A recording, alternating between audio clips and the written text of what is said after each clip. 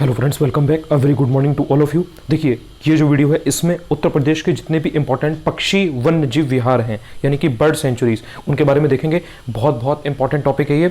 एक क्वेश्चन इससे आपको आरओ 2023 में या यूपीपीसीएस 2024 के प्रीलिम्स में देखने को मिल सकता है, इसलिए इस टॉपिक को यहाँ पे फिनिश करते हैं। ध्यान से देखिएगा, इसमें यह भी इंपॉर्टेंट है कि किस साल कौन सा बना है, बिकॉज आपने देखा था कि अभी 2022 में एक क्वेश्चन पूछा गया था कतरनिया घाट से, जो आपका वन्य जीव विहार है, उससे पूछ लिया गया था कि वो किस साल बना था। सो वो 1900 वहाँ पे 75 ऑप्शन दिया गया था, जबकि एक्चुअल में 1976 है, लेकिन ये ईयर इंपॉर्टेंट होता है, तो इसलिए आपको पता होना चाहिए। तो देखिए, बात करते हैं। देखिए, अगर आप सबसे पहले बात करेंगे तो देखेंगे कि शहीद चंद्रशेखर आजाद यानी कि जो आपका ये नवाबगंज में पड़ता है, उन्नाव में। सो शहीद चंद्रशेखर आजाद नवाबगंज पक्षी वन्यजीव विहार, ये आपका उन्नाव में है और ये आपका 1984 में बना था। ये आपको याद रखना है। सबसे पहले 1984 में ये आपका बना था।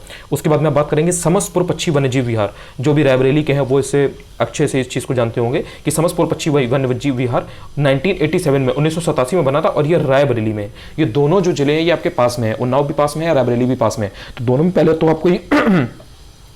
तो आपको ये पता होना चाहिए कि ये दोनों हैं कहाँ पर। तो समसपुर आपका रायबरेली में है और जो शहीद चंद्रशेखर आजाद नवाबगंज पक्षी वन्यजीव विहार है ये आपका 1984 में बना था और ये आपका उन्नाव में है। इसके बाद में बात आती है लाख बहोशी पक्षी वन्यजीव विहार की। इसका ईयर याद रखिएगा, ये बहुत ही इंपॉर्टेंट है, इसलिए लाख बहोशी कन्नौज में है और ये 1988 में बना था। इसके बाद में आपको याद रखना है कि 1990 में यानी कि 1990 में कौन से बने थे। देखिए, 1990 में एक्चुअली 6 बने थे, इसलिए आपको 6 के 6 पता होने चाहिए। तो आपको एक तो याद करने में आसानी रहेगी कि 6 के 6 आपके 1990 के हैं और फिर कहां पे कौन सा है ये भी थोड़ा सा पता होना चाहिए। उसमें सबसे पहले आता है ओखला पक्षी वन्यजीव विहार। ओखला पक्षी वन्यजीव विहार 1990 में बना था और ये गौतम बुद्ध नगर में है, गौतम बुद्ध नगर में। इसी के साथ में बखीरा को याद रखिए, संत कबीर नगर से। बखीरा पक्षी वन्यजीव विहार जो है ये आपका 1990 में ये भी बना था ओखला के साथ साथ, और ये संत कबीर नगर में है।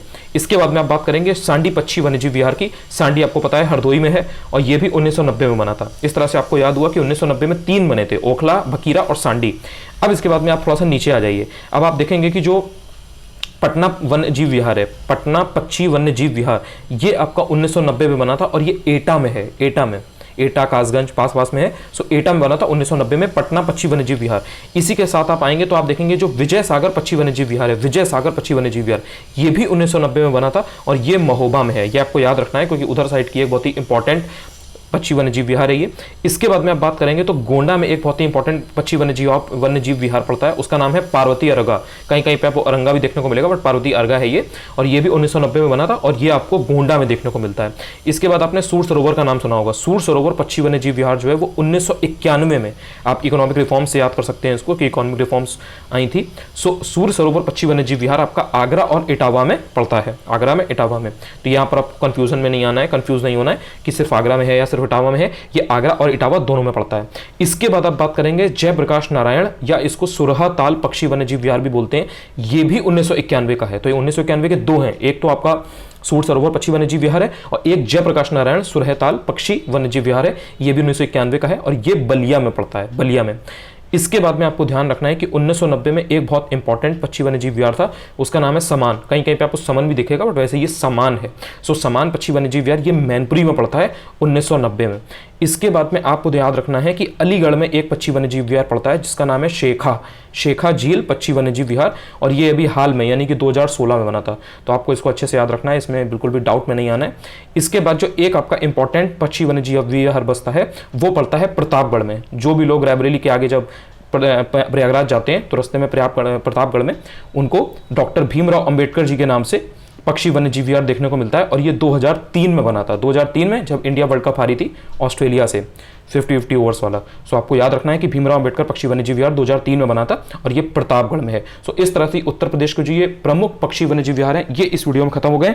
इसको यहीं के यहीं पढ़ लीजिए, इसको इस चीज़ पर मत जाइए कि मैं इसको दोबारा 4 बार किताब से पढ़ूंगा, फिर मैं इसको टेस्ट सीरीज में पढ़ूंगा, फिर मैं इसको किसी कोचिंग के मटेरियल में पढ़ूंगा, या फिर इसको मैं दोबारा किसी पीडीएफ में खोजूंगा। नहीं, यहीं के यहीं इसी वीडियो को 1 बार 2 बार देखिए, आपको याद हो जाएगा। जहां पर आपको डाउट हो तुरंत उसको नीचे शॉर्ट में लिख लीजिए कि हाँ भाई 1990 में 6 बने थे, 1990 में ये वाले बने थे, 91 में ये वाले बने थे, 84 में सबसे पहले कौन सा बना था, 88 में कौन सा बना था। अगर कोई पूछ दे कि हाँ लाख बहुशी कब बना था तो पता होना चाहिए कि 1988 में था। उसके ठीक एक साल पहले समसपुर पक्षी वन्यजीव विहार बना था जो कि 1987 में है, और सबसे पहले 1984 में जो ये नवाबगंज वाला है ये बना था। इस तरह से अगर आप याद करेंगे तो आप एक तो भूलेंगे नहीं, एंड अगर कभी भी एक क्वेश्चन आपका आता है तो आप आराम से तुरंत कर ले जाएंगे, इसको डाउट नहीं होगा आपको। लगातार पढ़ते रहिए, पढ़ना किसी भी चीज से ज्यादा इंपॉर्टेंट है इस टाइम पर।